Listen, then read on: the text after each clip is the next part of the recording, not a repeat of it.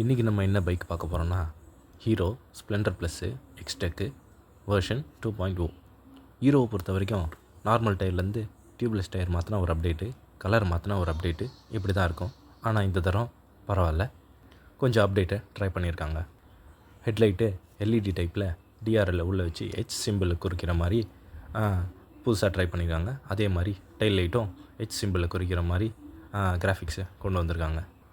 அது மட்டும் இல்லாமல் அசார்ட் லைட்டு அடிஷ்னல் ஃபீச்சராக ஆட் பண்ணியிருக்காங்க. சீட்டு கொஞ்சம் அகலப்படுத்தியிருக்காங்க, கிராஃபிக்ஸை கொஞ்சம் மாற்றிருக்காங்க.